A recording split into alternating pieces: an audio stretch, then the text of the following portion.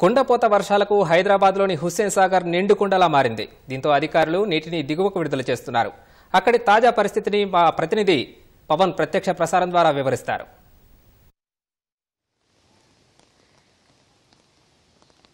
హైదరాబాద్లో నిన్నటి నుంచి ఎడతెరిపి లేకుండా కురుస్తున్న వర్షానికైతే భాగ్యనగరం తడిసి ముద్దైంది. దీంతో వివిధ ప్రాంతాల నుంచి హుస్సేన్ సాగర్లోకి వరద నీరు చేరడంతో ప్రస్తుతం అయితే హుస్సేన్ సాగర్ నిండు కుండలా మారింది. హుస్సేన్ సాగర్ పూర్తి స్థాయి నీటి మట్టం 514 అయితే ప్రస్తుతం 513.5 అడుగులకు పైగా ఈ వరద నీరు అయితే చేరింది. దీనికి సంబంధించి ముఖ్యమంత్రి మంత్రులందరూ కూడా అధికారులకు స్పష్టమైన ఆదేశాలు జారీ చేస్తున్నారు. ఎట్టి పరిస్థితుల్లోనూ ప్రజల్లోకి అందుబాటులో ఉండాలి, అన్ని చర్యలు తీసుకోవాలి అని చెప్పి కూడా అధికారులకైతే సూచనలు చేశారు. ప్రస్తుతం మనతో పాటు ఇక్కడ GHMC lakes additional commissioner Shivakumar Naidu మనతో ఉన్నారు.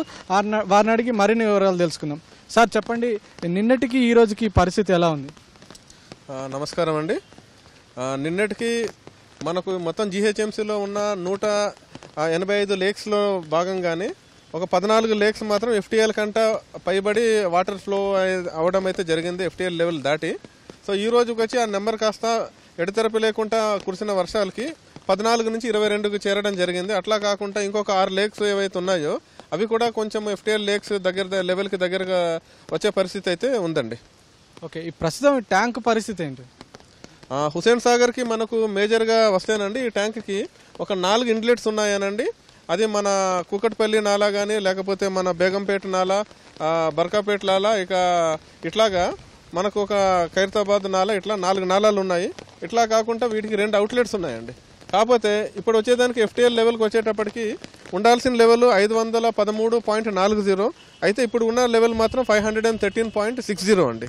అందువల్ల మేము బుద్ధ పూర్ణిమ ప్రాజెక్ట్ వాళ్ళందరినీ మేము రిక్వెస్ట్ చేసి ఒక బోటు ద్వారా పోయి అక్కడ ఏదైతే ఉన్నదో మా స్లూయిస్ గేట్స్ ఏవైతే ఉన్నాయో ఆ లెవెల్ని కొంచెం పైకి పెంచి సో వారిని మేము వాటర్ని డిప్లీట్ చేయటము ఒక విషయం అండి. అదే కాకుండా మా యొక్క సిబ్బంది, మా జిహెచ్ఎంసీ ఏడబ్ల్యూస్ కానీ, లేకపోతే నాక్ ఇంజనీర్స్ కానీ, వీరంతా కూడా మొత్తం మాన్సూన్ ఎమర్జెన్సీ టీమ్స్ అన్నీ ఏవైతే ఉన్నాయో నిన్న నైట్ నుంచి కూడా అంతా హై అలర్ట్లో ఉన్నారండి. ఇంకో విషయం వచ్చేదానికి ముఖ్యంగా గౌరవ ముఖ్యమంత్రి గారు వాళ్ళ యొక్క నిర్దేశాల అనుసారంగా మొత్తం ఏవైతే ఉన్నాయో కూడా మన సర్కిల్ లెవెల్లో కానీ, జోనల్ లెవెల్లో కానీ మొత్తం కూడా అంతా కూడా చాలా అబ్జర్వేషన్లో అన్ని monsoon preparedness teams and emergency teams అన్ని కూడా ప్రజలకు అందుబాటులో ఉన్నాయండి. ఓకే, ఇప్పుడు ఈ హుస్సేన్ సాగర్కి సంబంధించి ఇన్ఫ్లో అవుట్ఫ్లోకి సంబంధించిన వివరాలు ఏంటి? హుస్సేన్ సాగర్ అండి 4 నాలాలు నుంచి వచ్చిన మొత్తం ఇన్ఫ్లోస్ వచ్చి 10,200 క్యూసెక్స్ ఉందండి. అది ఇన్ఫ్లో అయితే అవుట్ఫ్లో మాత్రం 9,600 క్యూసెక్స్. సో మేజర్గా అయితే మాత్రం మనకంత ఇప్పుడు వాటర్ డిప్లీట్ చేయటం జరిగింది జస్ట్ ఒక అరగంట ముందు. సో పెద్దగా ఇబ్బంది అయితే పరిస్థితి లేదండి. కాకపోతే మొన్న నెక్స్ట్ ఇంకా రానున్న వర్షాలు ఏవైతే ఉన్నాయో సో దానికి తగ్గట్టుగా కూడా అన్ని కట్టుదిట్టమైన చర్యలు మేము లోతట్టు ప్రాంతాలకు కూడా వాళ్ళకి హెచ్చరికలన్నీ కూడా జారీ చేయడం జరిగిందండి. ఓకే, ఇప్పుడు ఈ హుస్సేన్ సాగర్లో ఉన్న వరద నీటిని దిగువ ప్రాంతాలకు విడుదల చేస్తున్నారు. చూస్తే ఉప్పొంగుతూ ప్రవహిస్తుంది ఆ వరద ఉధృతి మొత్తం. ఆ ముంపు ప్రాంతాల ప్రజలకు మీరు ఎలాంటి చర్యలు చేపట్టారు? మేము మీకు ఇందాక చెప్పినట్టు మాకు అంతా కోఆర్డినేషన్గా ఉందండి. అన్ని డిపార్ట్మెంట్స్ కూడా కలిసి కట్టుగా పనిచేస్తున్నాయి. అది మన మెట్రో వాటర్ సప్లై డిపార్ట్మెంట్ కానీ, లేకపోతే జిహెచ్ఎంసీ కానీ, లేకపోతే మా కౌన్సిలర్లు కానీ, మేయర్ అండ్ డిప్యూటీ మేయర్ వీరందరూ కూడా వాళ్ళు దిశానిర్దేశం ఏదైతే ఉందో అందరికి ఇవ్వడం జరిగింది. సో ఇందులో భాగంగా ఏదైతే లోతట్టు ప్రాంతాలు ఉన్నాయో మాన్సూన్ ఎమర్జెన్సీ ప్రిపేర్ టీమ్స్ వెళ్ళి వారికి మైకిల్ ద్వారా వాళ్ళకి ఏదైతే ఉన్నాయో హెచ్చరికలు జారీ చేయడం అన్నది జరుగుతుంది. అట్లానే మన హైడ్రా టీమ్స్ అండి, మన కమిషనర్ రంగనాథ్ గారు వాళ్ళ టీమ్స్ ఏవైతే ఉన్నాయో అవి కూడా పోయి అక్కడ ఏదైనా పాత కండిషన్స్ ఏదైనా ఉన్నాయనుకోండి, బిల్డింగ్స్ ఏమైనా చాలా సంవత్సరాలు పైబడి బాగా కూలిపోయే వ్యవస్థలో ఉన్నట్లయితే వారందరినీ కూడా అక్కడ ఇల్లు ఖాళీ చేయించడం అన్నది హైడ్రా టీమ్స్ వారు చెప్పడం జరుగుతుంది. అట్లానే లోతట్టు ప్రాంతాల్లో నుంచి కూడా వారికి ఏదైనా ఎగువ ప్రాంతంలోకి కూడా ఇప్పుడు రానున్న ఇంకొక 1 or 2 డేస్లో కూడా ఇట్లా పరిస్థితి కొనసాగితే ప్రాబ్లం కాబట్టి వాళ్ళని కూడా ఖాళీ చేయడం అనేది జరుగుతుందండి. ఈ ముంపు ప్రాంతాల్లో ఉన్న ప్రజలు ఏమైనా పునరావాస కేంద్రాలకు తరలించే ఏర్పాట్లు ఏమైనా చేస్తున్నారు? అది అన్నీ జరుగుతున్నాయండి. ఒకటి ఎక్కడైతే ఉన్నాయో ముంపు ప్రాంతాల్లో మెయిన్ అండి కొన్ని చాలా కట్టుదిట్టమైన చర్యలు తీసుకోవడం జరుగుతుంది. సర్ప్లస్ నాలాస్ ఏవైతే ఉన్నాయో అక్కడ కూడా కొన్ని అక్కడ అన్ని బ్యారికేడింగ్ చేయడం జరుగుతుంది. అట్లానే వారికి కూడా ఇక్కడ దగ్గర ఉన్న కార్పొరేటర్స్నో లేకపోతే ఉన్న లీడర్స్ అందరినీ కూడా వాళ్ళని మేము అందరినీ కాంటాక్ట్లో ఉన్నాము. వాళ్ళ ద్వారా సమీపమైన ప్రాంతాల్లో అయితే ప్రస్తుతానికి వాళ్ళని చేర్చే ప్రయత్నాలు అయితే జరుగుతున్నాయండి. అలాగే నగర వ్యాప్తంగా 141 లాగింగ్ పాయింట్లను అయితే గుర్తించినట్టు తెలుస్తుంది. అక్కడ నీటి తొలగింపుకు సంబంధించి ఎలాంటి చర్యలు తీసుకుంటున్నారు అధికారులు కావచ్చు, సిబ్బంది కావచ్చు? అదే అండి, డీసెంట్రలైజ్డ్ వేలోనండి వీటికి ఎక్కడైతే ఉన్నాయో లోతట్టు ప్రాంతాలు కానీ ఏదైనా పాట్ హోల్స్ ఇట్లాంటివి దానికి సపరేట్ టీమ్స్ దానికోసమని కృషి చేస్తున్నాయి. వాళ్ళందరూ కూడా 24/7 అందరూ కూడా అందుబాటులో ఉన్నారండి. అండ్ ఎటువంటి సిబ్బంది అంటే మనిషి ఎవరైనా ఉన్న మన సిటిజన్స్కి ఎవరికి ఇబ్బంది లేకుండా ఏమైతే చర్యలు తీసుకోవాలో అన్ని చర్యలు కూడా తీసుకుంటున్నామండి.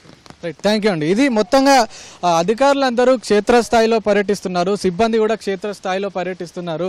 ఎలాంటి పరిస్థితుల్లో నగరవాసులకు ఎలాంటి ఇబ్బందులు లేకుండా అన్ని చర్యలు తీసుకుంటున్నాము. ముఖ్యమంత్రి మంత్రులు ఆదేశాల మేరకు జిహెచ్ఎంసీ అధికారులు సిబ్బంది అంతా కూడా నిత్యం క్షేత్రస్థాయిలో ఉండి ఎప్పటికప్పుడు పరిస్థితుల్ని పర్యవేక్షిస్తుంది, సహాయ చర్యలు ముమ్మరం చేస్తుందని చెప్తున్నారు. అయితే ఇటు పోలీస్ శాఖ కావచ్చు, రవాణా శాఖ, విద్యుత్ శాఖ అంతా కూడా సమన్వయంతో కలిసి పనిచేసుకుంటూ ముందుకెళ్తూ ప్రజలకు ఎక్కడ ఇబ్బందులు లేకుండా అన్ని చర్యలు చేపడుతున్నారు. రోడ్లపై ఎక్కడికక్కడ నిలిచిన నీటిని అయితే అధికారులు సిబ్బంది అయితే తొలగించే ప్రయత్నాలు చేస్తున్నారు. అలాగే చాలా చోట్ల చెట్లు కూడా విరిగిపడే పరిస్థితులు, ట్రాఫిక్ అంతరాయం కలిగే పరిస్థితులు ఏర్పడుతున్నాయి. అక్కడ కూడా ఎప్పటికప్పుడు చెట్లను తొలగించి ట్రాఫిక్ క్లియర్ చేసే పరిస్థితి అయితే ఉంది. దీనికి సంబంధించి ఈరోజు సెలవు దినం, ఆదివారం సెలవు దినం కావడంతో అయితే కాస్త రద్దీ తక్కువగానే ఉంది. ఈ వర్షం కురుస్తున్న ఈ నేపథ్యంలో అయితే ప్రభుత్వం ఇప్పటికే హైదరాబాద్ జిల్లా పరిధిలో అయితే రేపు ప్రభుత్వం సెలవు దినాన్ని ప్రకటించింది. జిల్లా కలెక్టర్ కూడా సెలవు దినాన్ని ప్రకటించారు.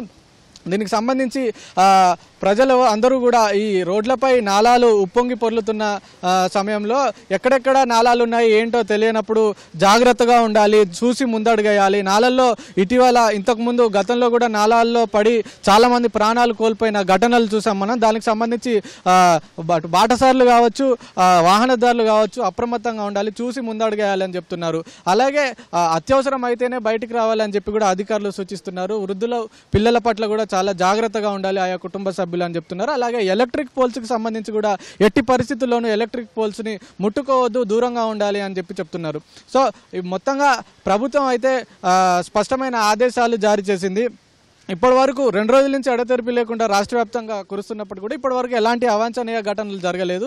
అంతా అధికార యంత్రాంగం అయితే అప్రమత్తంగా ఉందని అయితే అధికారులు చెప్తున్నారు. అయితే నిన్నటి నుంచి రేపటి వరకు కూడా వర్షాలు కురుస్తాయని చెప్పి వాతావరణ కేంద్రం ప్రకటించింది. ఉత్తర బంగాళాఖాతంలో అల్పపీడన ప్రభావంతో ఈ వర్షాలు అయితే కురుస్తున్నట్టు తెలుస్తుంది. అయితే రేపు రాష్ట్ర వ్యాప్తంగా కొంతమేర తగ్గుముఖం పట్టినప్పటికీ కూడా రేపు ఉత్తర తెలంగాణలో మాత్రం భారీ వర్షాలు కురిసే అవకాశం ఉంది. ఈ నేపథ్యంలోనే ప్రజలంతా కూడా అప్రమత్తంగా ఉండాలని చెప్పి అధికారులు అయితే సూచిస్తున్నారు.